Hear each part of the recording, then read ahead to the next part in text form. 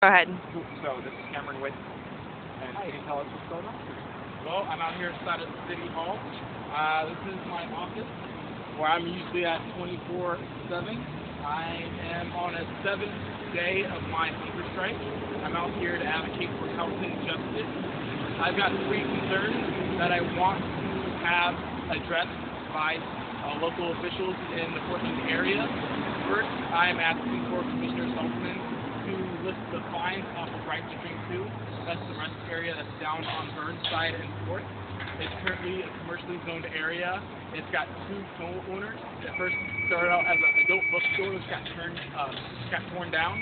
And after that, they had food carts, and the city told them they weren't allowed to have that either. And so the co-owners allowed a few organizers from the Dignity Village that's out there by the Portland Airport to come out and start a new rest area for the homeless here in Chinatown. It's housing probably around 40 people per night, and it's costing the city nothing at all. They raise all the funds for food and for porta potties and whatnot, and it's a great way to get some homeless people off the streets and help the community. Currently, the Bureau of Development Services, which is currently overlooked by Commissioner Dan Saltzman, they are fining Right Stream 2 in violation of the commercial code. And so at this point they've paid probably around $4,000 worth of fines, and it doubles every 2 months, and very soon they're not going to be able to pay it, and the owners might just try to evict Right Stream 2 from that space. So I'm out here asking for Commissioner Dan Saltzman to consider withdrawing those fines and seeking a peaceful resolution so that we can take care of the homeless people. Right now the city doesn't have the money, and the community's starting to step up to make an issue that we all can take care of. My second concern is about a housing levy. I'm asking City Council to propose a housing levy for the general election ballot in November. They've been talking about it for over 10 years, and so a housing levy, just like any other levy, which would go to schools, to libraries, or to parks, or something else like that. This one would specifically go to voters and ask them if they'd be willing to take increment in their tax over their property. Really? And What sort of increment are you talking? I'm thinking around $60 per homeowner, per average homeowner. I think that $75 million would be a great start for our first housing levy. It'll be able to build 2 new public housing, mixed income, workforce housing units for people in the Portland area. It could reserve about $10 million worth of short-term rent assistance. It also save a lot of money to be used for mental health services. I'm speaking with 7 days of lost brain energy, so I'm a little choppy. But, and so I believe that it's a great start. They've been talking about it for about 10 years. Seattle has passed a housing levy since 1981, and currently we have a problem with our housing bureau funding because it's mostly tied to urban rural areas. They now just had the 30% set aside, and that's all money that's taken from renewal areas. They would have to go specifically towards affordable housing. But a lot of these are expiring very soon, and so we're going to be seeing our services being cut within a decade. And so I'm asking for them to finally consider getting a housing levy put up on the ballot so that we can begin finding a new way to fund our housing justice agenda. My third concern is towards Multnomah County Commissioner, County Sheriff Daniel Staton. I'm asking him to issue a 1-year moratorium on foreclosure evictions in Multnomah County.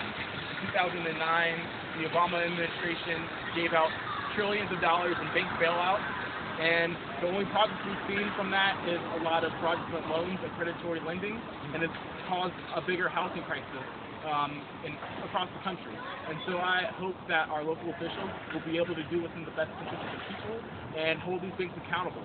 A 1-year moratorium on foreclosure evictions would help people get back on their feet and reclaim their homes and pay off debts they might owe through banks. So I'm hoping that using this 3-pronged solution towards the housing crisis, we might be able to take a huge step in terms of dealing with homelessness. Excellent. So I understand that you're on a hunger strike. Is a complete no food at all? No food at all. I am taking a vitamin, and people have been bringing me juices. Excellent. So why specifically a hunger strike? I think I was inspired going past Right Stream 2. There's a big sign that says and it's also effectively taking food out of the mouths of the homeless. And, hunger strikes are very honored in other cultures across the world. And they're mostly used to highlight, very extreme, situations where people have found they have no more resources to turn to. And I look at the progress that's happened in America ever since 9/11. I feel like we've been in a down spiral, and we've had a lot of advocates for a million issues, and it just seems like we're in a crisis, and not that many people are engaged. So I decided that this is an extreme situation, and I can't keep on waiting. I can't keep trying to take an easy path, because someone needs to really start leading and start showing that we are in a crisis, and there are going to have to be big sacrifices that we need to make if we are going to deal with the problem about our future. And so I'm on a hunger strike saying that I'm not willing to joke about this anymore, and that we all need to wake up, we need to be active, and we need to take 5 minutes out of our day to call a government official, talk to your neighbors, work to empower and educate each other. Is there anybody hunger striking in solidarity with you? Today I'm being joined by another hunger striker named Monica Warbank. She's 33 years old. She is an activist part of Occupy Portland. She won't be camping out here with me, but she started her hunger strike yesterday. She'll be out here in probably 2 hours. And I know there's other people, across the country that are also going to be starting hunger strikes in solidarity as well. And so we are hoping to see this build in the future. And people are definitely inspired. They're bringing by signs, they're bringing flyers, and there's a lot of activity on Facebook and on Twitter. So people are definitely in support of what we're doing here. So what have been the health effects so far of the strike? I mean, because I understand, which day are you on? 7. Day 7. So what are you experiencing physically or emotionally with that? I think I can feel some weaknesses in my legs. Other than that, my stomach feels fine. I've only once since Saturday. The biggest problem is probably just sleeping outside.